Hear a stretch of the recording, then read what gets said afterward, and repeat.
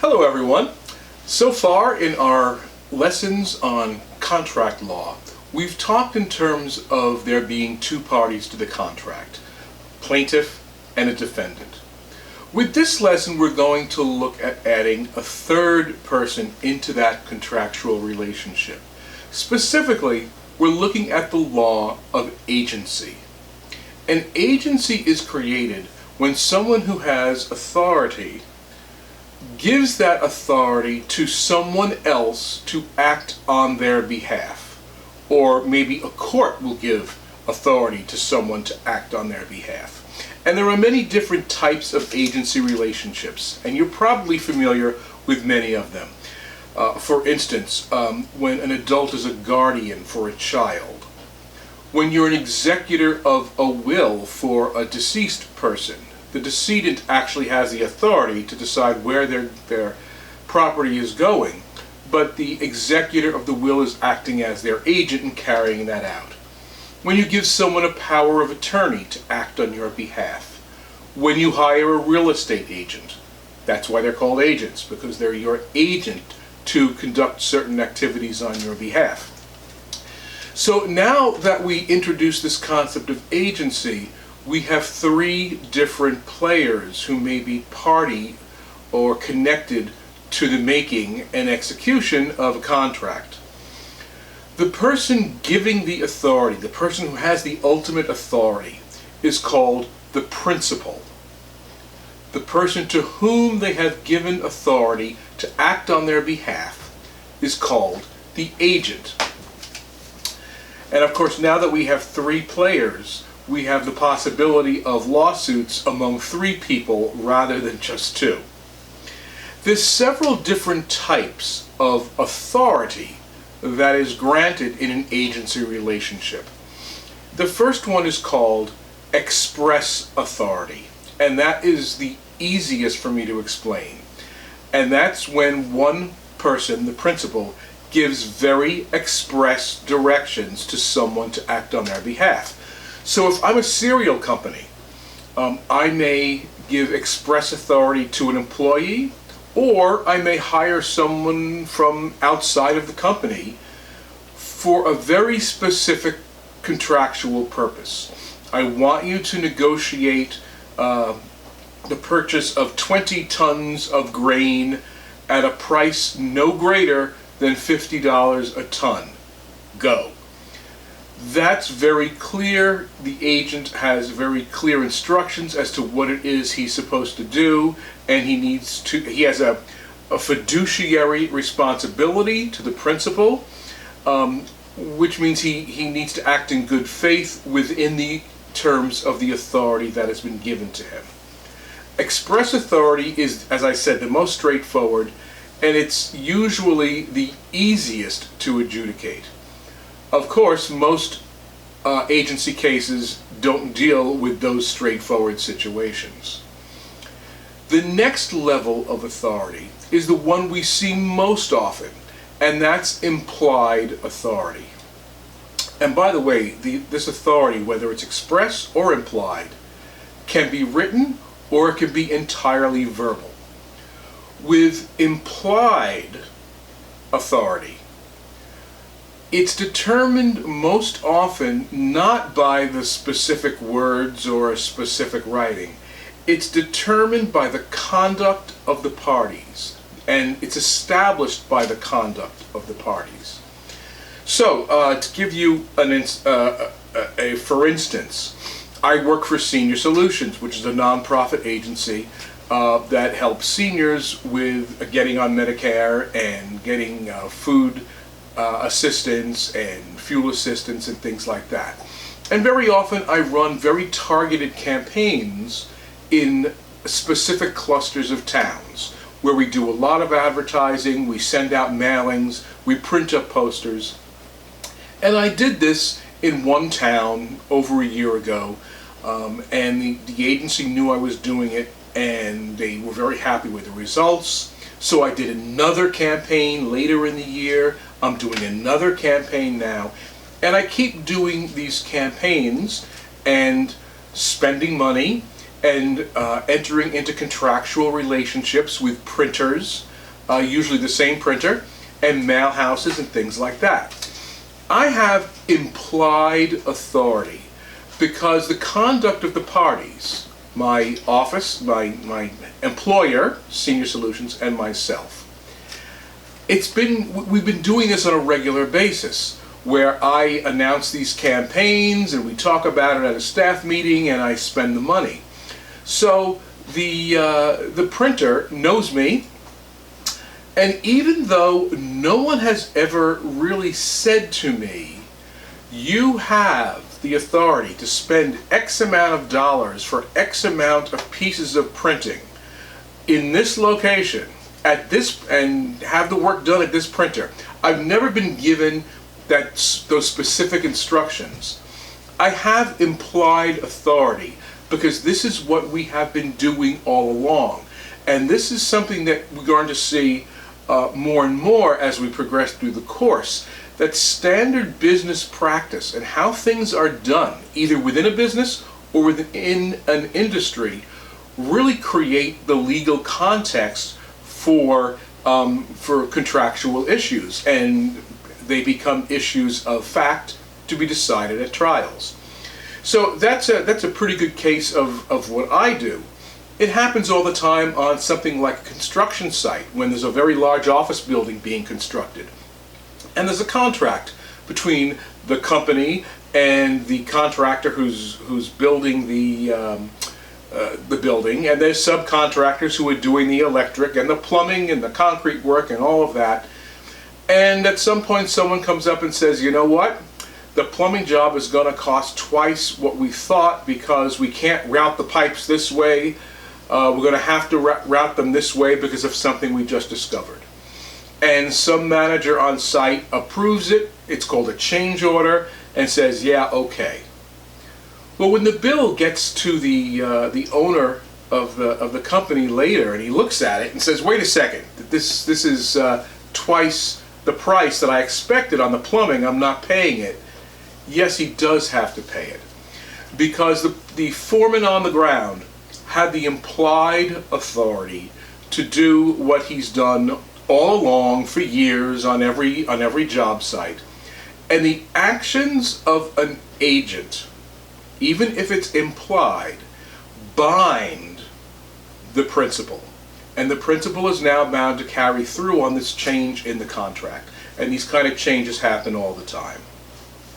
There's an interesting case called Keystone versus Motor Vessel Ain Tempouchon, which is a case about a fertilizer company in Chicago called Keystone.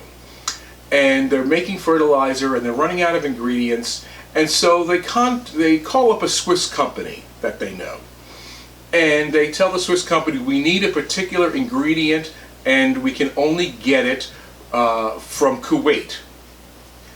Swiss company says, we will arrange for you, we will act as your agent, we'll arrange for you to receive this fertilizer ingredient. And the Swiss company works with Kuwait. They hire a motor vessel, big cargo ship, and they sign a contract with them. And the contract, among other things, has a definite due date that it must be delivered to the United States, and all sorts of terms. And one of the terms of the contract was that if there is any breach of contract or dispute, that it would be settled by arbitration.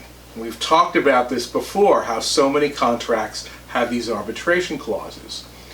Well, as fate would have it, as the ship was leaving the Persian Gulf, it got detained in Qatar, and it didn't get to the U.S. on time, and the Chicago Fertilizer Company immediately filed suit for damages. And the defendant said, wait, you can't sue us for damages, this has to go to arbitration. The Chicago company says, we don't have a direct contract with you. We didn't sign any arbitration clause. That's what our Swiss agents signed with you. Well, the Swiss agents had implied authority to determine the terms of the contract, They signed a contract with the Kuwait ship. It contained an arbitration clause, and the court says, no, you are bound by it. You must go to arbitration. So this is a very important area of the law, because when you have someone else doing something on your behalf, even if you don't give them express authority to bind you to something, they very often have implied authority as other issues come up. And especially if you've worked with them before and other issues have come up and you've let it slide and you've abided by them. And in that case, they did have to go to arbitration. So in those two cases, express authority and implied authority, we're really looking at the relationship between the employer and the employee, or between a company and a person they've hired to carry out a particular task. And the lesson here for business is that when you hire an agent, you're going to most likely be bound by what they engage in. So be careful, be clear, be as express as you can with the limitations and the authority that they have. Now let's bring in the third party. And this is where a different type of authority comes into play, and that's called apparent authority.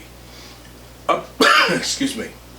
Apparent authority is established in the eyes and from the viewpoint of the third party. So for instance, let's go back to the campaigns that I run, and I go to the same printer, and I've been printing flyers and I've been doing mailing through them, and now I decide I want something new for my next promotional campaign. And so I ask them to print up a banner or do something different that maybe we've never done before. Big vinyl banner. From the eyes of that printing company, is that something I have authority to do? It's not something I was specifically told to do by my superiors. It was not even something that we normally do in the normal course of business. However, in the eyes of the printer, I'm the guy who comes all the time, who gives them all the orders, who tells them what to do, who works with them on the details. They give me the bills, I send the bills to the office pays the bills, never been an issue, and now I'm asking them for something new. Can they rely on that authority? Well, the answer is yes, because that is what apparent authority is. It's when the person you're making the contract with has every reason to believe that they're working with someone who's got some type of authority to make this request. Usually, most states simply require, because this is very much common law based, they require an act by the agent that justifies the belief.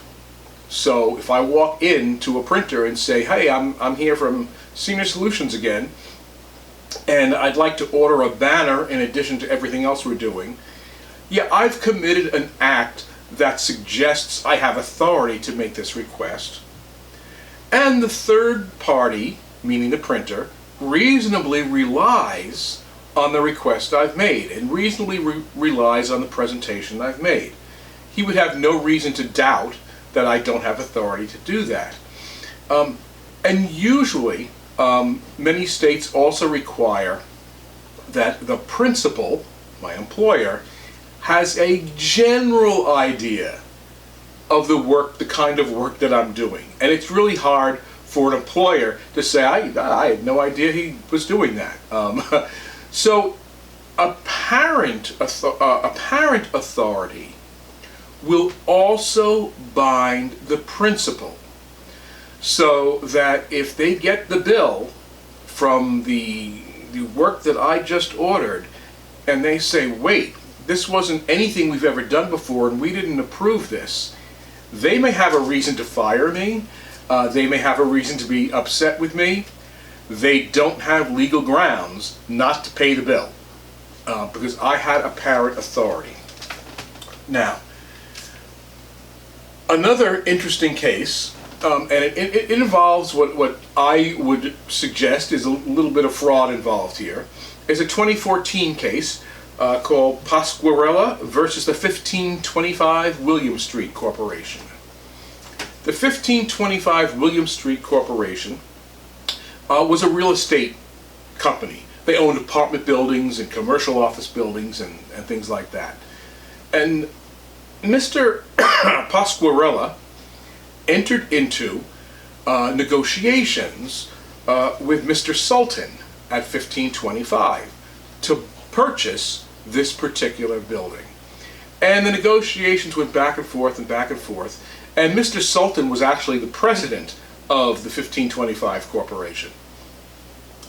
In the middle of the negotiations, Mr. Sultan resigned as president and appointed his son. He relieved himself of all official duties and even employment as part of 1525 Corp. But he continued the negotiations with Mr. Pasquarella. Mr. Pasquarella eventually gave him a check made out to 1525 for the down payment, and they had a signed real estate contract. Well, somewhere along the line, Mr. Sultan decided he didn't want to follow through with the contract and said, "We have no deal," and he sent the check back to Mr. Pasquarella. Mr. Pasquarella sues. Mr. Sultan argued he had no authority to act on behalf of the corporation. Well, that didn't fly. He had been acting on behalf of the corporation all along. He had been president of the corporation. Even after he stepped down and no longer had authority to act on their behalf, he acted as if he did. Therefore, in the eyes of the third party, Mr. Pasquarella, he had apparent authority to execute this deal. And he couldn't get out of it just by changing his positions and resigning halfway through the negotiating process. The principal will be bound by the agent. Even if that agent is not officially designated as such by the company, if they hold themselves out as an agent and the third party reasonably relies on it, and that belief is reasonable. Now, there is a wrinkle that happens sometimes in these three-party arrangements, and that's what's called an undisclosed principal. With an undisclosed principal, we're trying to get a contract done that we can't do ourselves. So for instance, let's say I have a plumbing supply company. I sell all sorts of plumbing fixtures and piping and things like that, and I'm really trying to get into a store in town, and they don't want to deal with me because they feel that the supplies I have sent to them in the past have been substandard, they haven't liked them, they haven't worked, they've leaked, whatever. And I just can't get in the door, and this could be a big account. So I get a hold of my neighbor Frank, and I say to Frank, would you sell these for me? Would you go in, just say you're an independent plumbing supplier, and you've got this great line of plumbing supplies, and you enter into a contract with them. Don't let them know that I'm the one behind it, and I'll give you a cut of what we make. Now, undisclosed principals and agents are perfectly legal, okay? You don't have to disclose if you're working for someone else. You do not have to disclose it. There's no legal requirement that you do so.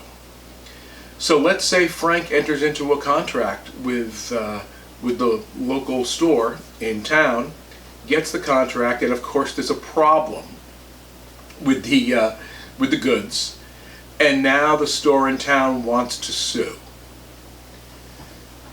Can they sue the agent, Frank? Yes, they can. In this case, while it's completely legal to do for an agent to act with an undisclosed principal, If the principal is not disclosed, then not only is the principal liable for any breach of contract, but the agent is also personally liable for any breach of contract. So now that the third party has a right to go after either one of us in order to receive the damages to which they believe they're entitled. So yes, you can do it, but you put yourself at risk because the other party of the contract is assuming that you are the person they're dealing with. Now, in the case that we're going to be looking at this week, is named Geyer v. Havig, and it's a really solid case because this is a case, they're military contractors, and Havig is a defendant, and he argues that this should not even go to trial because there were no contracts. The contracts weren't specific enough to be legit.